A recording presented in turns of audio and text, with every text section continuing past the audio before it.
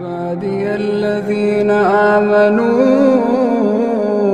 إن أرضي واسعة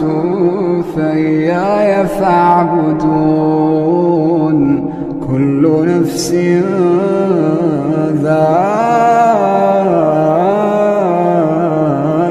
الموت كل نفس ذائقة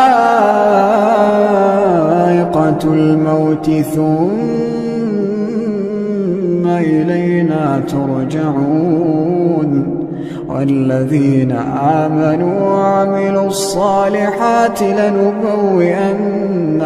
من الجنة غرفا تجري من